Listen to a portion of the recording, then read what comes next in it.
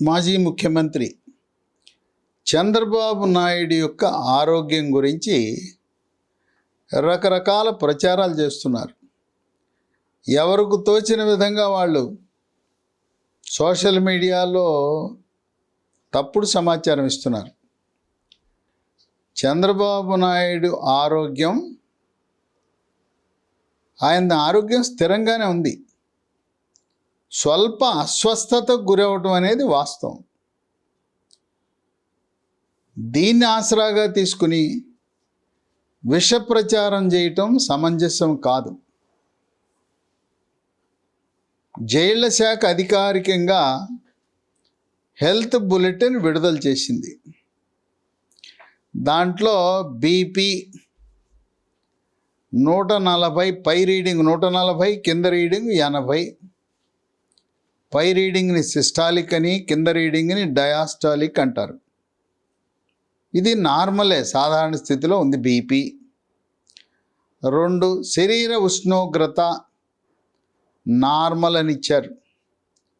నాడి పల్స్ ఇది ఆరోగ్యవంతులకు సాధారణంగా 72 ఉండాలి.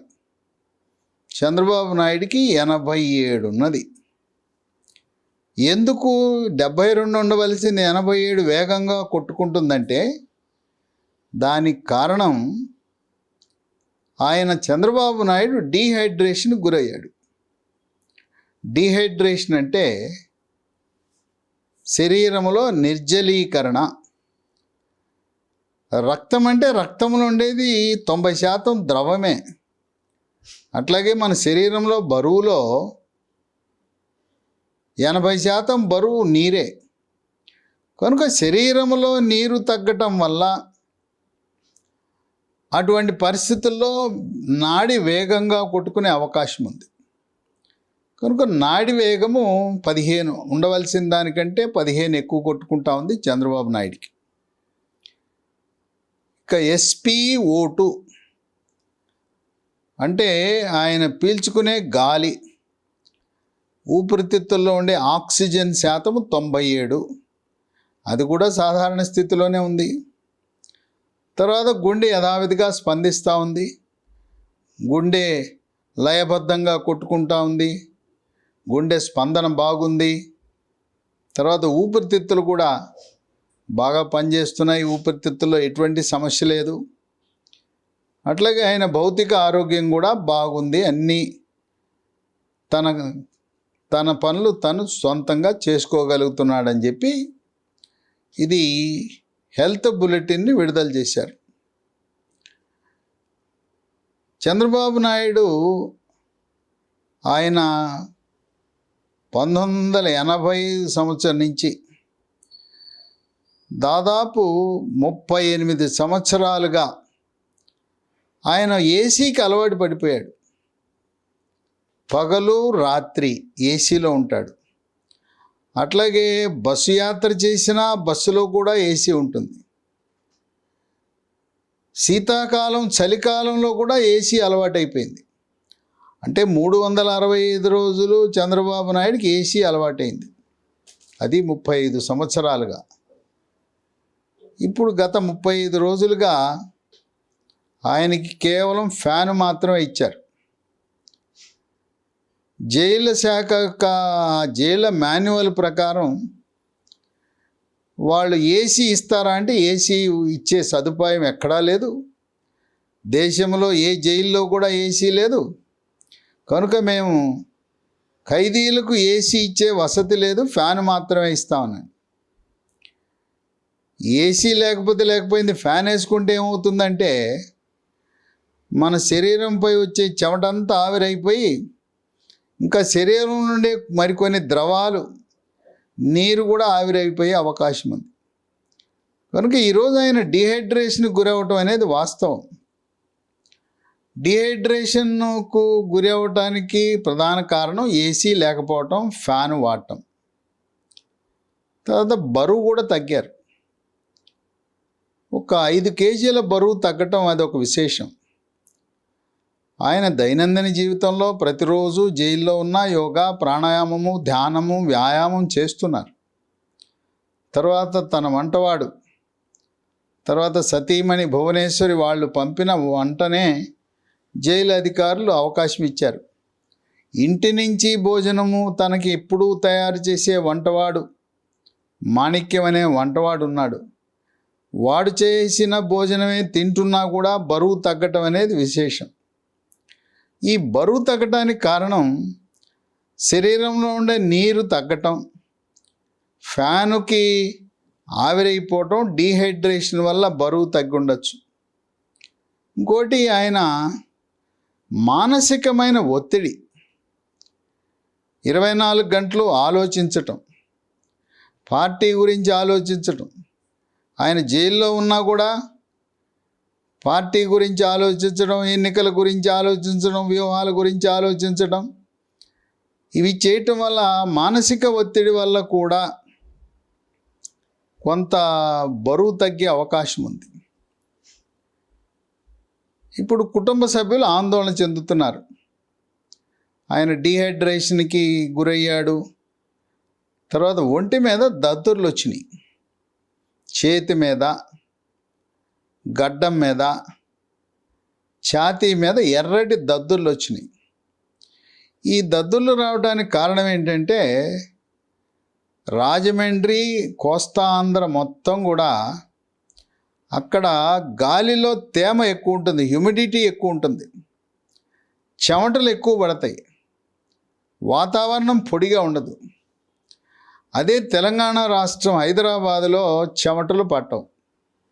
ఇక్కడ వాతావరణంలో హైదరాబాదులో తేమ శాతము తక్కువ, అందువల్ల చెమటలు పట్టవు, పొడిగా ఉంటారు.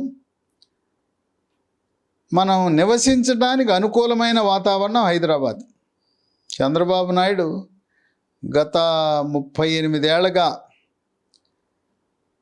సింహభాగము తెలంగాణలో ఉండటం వల్ల ఈ వాతావరణానికి అలవాటు పడ్డాడు. రాజమండ్రి కాదు, మొత్తము 26 జిల్లాల ఆంధ్రప్రదేశ్లో అక్కడ తేమ ఎక్కువ ఉండటం వల్ల చెమట ఎక్కువ పడుతుంది, ఒంటి మీద జిడ్డు జిడ్డుగా ఉంటుంది. రోజుకు 2-3 సార్లు స్నానం చేసినా కూడా అలాగే చెమటలు పడుతూ ఉంటాయి. ఈ చెమట పట్టడం అలవాటు లేని వాళ్ళు, ఏసీల్లో ఉండేవాళ్ళు చెమట పట్టడం వల్ల, చెమట ప్రభావం వల్ల చెమటలో సోడియం క్లోరైడ్ ఉప్పు ఉంటుంది. దాని ప్రభావం వల్ల దురదలు వస్తాయి. దురదలే కాకుండా చెమట చర్మం మీద చేరటం వల్ల దద్దుర్లు వస్తాయి. ఈ దద్దుర్లకు రాజమండ్రి సెంట్రల్ జైల్లో ఒక చర్మ వ్యాధుల నిపుణుడు చూసినా ఆయన చిన్న డాక్టర్ అని చెప్పి జైలు సూపరింటెండెంట్ రాజమండ్రి జనరల్ హాస్పిటల్లో ఉండే చర్మ వ్యాధుల నిపుణుల అధిపతిని పిలిచి జైల్లో చంద్రబాబు నాయుడికి పరీక్ష చేయించారు, మందులు ఇచ్చారు. ఈ మందులు తాత్కాలిక ఉపశమనమే, మూల కారణాన్ని తొలగించకుండా. అసలు ఈ చెమటకి, దద్దుర్లకు మూల కారణము ఏసీ లేకపోవటం. మరి ఏసీ అనేది ఏమైనా జడ్జిలు, కోర్టులు ఆదేశిస్తే ఏమైనా పెడతారా అనేది, అది ఇప్పుడు చంద్రబాబు న్యాయవాదులు ఆ అంశాన్ని, ఎందుకంటే ఏసీబీ కోర్టు ఆమె మహిళా న్యాయమూర్తి ఎప్పటికప్పుడు వీడియో కాన్ఫరెన్స్ ద్వారా ఆయన యొక్క యోగక్షేమాలు, ఆరోగ్య పరిస్థితి, ఇబ్బందులు అడుగుతూ ఉంది. ఇప్పుడు 16వ తారీఖున ఆయన్ని భౌతికంగా ఏసీబీ కోర్టు ముందు ప్రవేశపెట్టే అవకాశం ఉంది. ఈ లోపల చంద్రబాబు న్యాయవాదులు ఏసీబీ కోర్టు, రాష్ట్ర హైకోర్టు, సుప్రీంకోర్టు 3 కోర్టుల దృష్టికి, మరి ఆయన ఆరోగ్య పరిస్థితిని బట్టి, ఆయన వయస్సును బట్టి 73 ఏళ్ళు, మరి ఆయన అలవాటు 85 నుంచి కూడా 38 ఏళ్ళగా ఏసీలో ఉండటం అలవాటు వల్ల, ఈరోజు ఫ్యాన్ వల్ల ఆ వాతావరణం అనుకూలించక ఇబ్బంది పడుతున్నాడనేది కోర్టు దృష్టికి తెచ్చి, కోర్టుల ఆదేశాలు ఇస్తే, కోర్టు అంటే జైలు మాన్యువల్లో లేని అంశాలు కూడా వాళ్ళు నిర్ణయం తీసుకునే అధికారం ఉంటుంది. ఏసీబీ జడ్జి తీసుకోకపోయినా రాజ్యాంగ విషయాలను పరిశీలించే రాష్ట్ర హైకోర్టు, సుప్రీంకోర్టుకు తప్పకుండా వాళ్ళకి సర్వాధికారాలు ఉంటాయి. మానవతా దృక్పథంతో ఆయన వయసు దృష్ట్యా ఏసీ ఏర్పాటు చేయండి ఆదేశించే హక్కు, ఆదేశించే అధికారము రాష్ట్ర హైకోర్టుకి, సుప్రీంకోర్టుకు ఉంటుందేమో అనే అంశాన్ని చంద్రబాబు తరపు న్యాయవాదులు పరిశీలించవలసిన అవసరం ఉంది. లేదు, చంద్రబాబు నాయుడిని కోర్టులో ప్రవేశపెట్టినప్పుడు ఆమె దగ్గర దీన్ని ప్రస్తావించి తన యొక్క ఇబ్బందిని, ఈ భౌతికంగా ఏసీ లేని కారణం వల్ల తాను డీహైడ్రేషన్కు గురవ్వటము, చెమట విపరీతంగా పట్టడము, ఒంటి మీద దురద, దద్దుర్లు, ఇవన్నీ కూడా ప్రస్తావించవచ్చు. అయితే ఎప్పుడైనా కూడా ఒక హెల్త్ బులెటిన్ విడుదల చేసినప్పుడు చంద్రబాబు నాయుడికి కొద్దిగా షుగర్ ఉంది. అది ఆయన యోగా, ప్రాణాయామము, ధ్యానము, వ్యాయామం ద్వారా నియంత్రించుకుంటున్నాడు. షుగర్ ఉన్న వ్యక్తికి బ్లడ్ షుగర్ పరీక్ష చేసి షుగర్ను కూడా హెల్త్ బులెటిన్లో తెలియపరచవలసిన అవసరం ఉంది. షుగరు పరగడుపున ఏమీ తిన్నప్పుడు బ్లడ్ షుగర్ ఫాస్టింగు, గత 3 నెలలుగా షుగర్ నియంత్రణ ఎలా ఉన్నది అని తెలియపరిచే పరీక్ష HbA1c గ్లైకేటెడ్ హీమోగ్లోబిన్, తిన్న తర్వాత blood sugar PP post prandial అంటారు, అవి కూడా చేయవలసిన అవసరం ఉంది. భువనేశ్వరి తదుపరి బ్రాహ్మణి వాళ్ళిద్దరు కూడా వాళ్ళకి ఎవరో వాళ్ళ కుటుంబ డాక్టర్లు ఎవరో చెప్పినట్టున్నారు, డీహైడ్రేషన్కు గురైతే, తీవ్రమైన డీహైడ్రేషన్కు గురైతే మూత్రపిండాలు పాడైపోవటం వాస్తవం. కానీ ఇంత తక్కువ ఉన్నప్పుడు మూత్రపిండాలు పాడవవు. అయినా మూత్రపిండాల పనితీరును గమనించడానికి ఒక పరీక్ష ఉంది, రక్త పరీక్ష. క్రియాటినిన్ అనే పరీక్ష చేస్తే వాళ్ళ అనుమానాలు కూడా తీరిపోతాయి. రాజమండ్రిలో ఉండే జనరల్ హాస్పిటల్లో అక్కడుండే ప్రొఫెసర్ ఆఫ్ మెడిసిన్, జనరల్ ఫిజిషియన్ని పిలిచి ఆయనతో చెకప్ చేయించి రక్త పరీక్షలు చేయించడం ద్వారా కుటుంబ సభ్యులకు అపోహలు తొలగిపోతాయి. మూత్రపిండాల పరీక్ష, రక్తములో క్రియాటినిన్ 1.2 కంటే తక్కువ ఉంటుంది. ఒకవేళ క్రియాటినిన్ పెరిగితే అప్పుడు తగు నిర్ణయం తీసుకోవాల్సిన అవసరం ఉంటుంది. షుగర్కి మందులు వాడినా, మందులు వాడకపోయినా మూత్ర పరీక్ష అనేది కనీసం చేయవలసిన అవసరం ఉంది. ఈ హెల్త్ బులెటిన్, జైలువారు విడుదల చేసిన హెల్త్ బులెటిన్లో మూత్ర పరీక్ష గురించి ఏమీ రాయలేదు. మూత్రంలో ఏమైనా ప్రోటీన్, ఆ ప్రోటీన్ అనే ఆల్బుమిన్ పోతున్నదా, చీము కణాలు ఉన్నాయా, దాంట్లో కీటోన్ బాడీస్ అంటారు. ఈ కీటోన్ బాడీస్ ఉంటే అది ప్రమాద గంటికలు మోగించినట్టు. కనుక ఎవరికీ కూడా ఆరోగ్యవంతులకు కీటోన్ బాడీస్ అనేది ఉండకూడదు. షుగర్ ఉన్న ప్రతి ఒక్కరికి కీటోన్ బాడీస్ చేయటం అనేది సాధారణం. అందువల్ల కుటుంబ సభ్యులకే అపోహలకు తావు లేకుండా జైలు అధికారులు బ్లడ్ షుగరు, క్రియాటినిన్, అలాగే యూరిన్ పరీక్ష, ఇవి కనీస పరీక్షలు, ఇవి చేయిస్తే బాగుంటుందని చెప్పి వైద్య నిపుణులు భావిస్తున్నారు. చంద్రబాబు నాయుడు యొక్క ఆరోగ్య పరిస్థితిని అభూత కల్పనలు చేసి ఆయన ఆరోగ్య పరిస్థితి విషమంగా ఉందని ఎవరూ ప్రచారం చేయటం సమంజసం కాదు. అలా ఎవరైనా దుష్ప్రచారం చేస్తే, లేని దాన్ని ఉన్నట్లుగా సోషల్ మీడియాలో ప్రచారం చేస్తే దాన్ని ఫిర్యాదు లేకున్నా ఏసీబీ కోర్టు, హైకోర్టు, సుప్రీంకోర్టు తీవ్రంగా పరిగణించి కోర్టు ధిక్కార కేసు కింద కూడా పరిగణించే అవకాశం ఉన్నది. కనుక సోషల్ మీడియా ఛానల్స్ వాస్తవాలను మాత్రమే ప్రచారం చేయగాని అభూత కల్పనలు, లేని సమాచారము ప్రజలను గందరగోళానికి గురి చేసే అవకాశం ఉంది.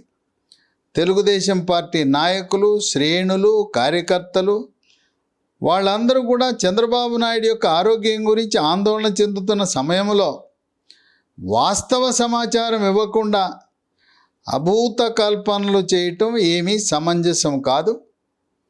ప్రస్తుతం చంద్రబాబు నాయుడికి స్వల్ప అస్వస్థత ఉన్నది వాస్తవం. ఆయనకున్న సమస్యలు డీహైడ్రేషన్కి ఆ జైలు పర్యవేక్షణాధికారి డిఐజీ రవికిరణ్, మేము ఎలక్ట్రాల్ పౌడర్ సరఫరా చేసాం, ఎలక్ట్రాల్ పౌడర్ కలుపుకొని నీళ్లు తాగటం వల్ల డీహైడ్రేషన్ తగ్గుతుంది. అట్లాగే మనం కొబ్బరి నీళ్ళు ఇంటి దగ్గర నుంచి పంపించవచ్చు.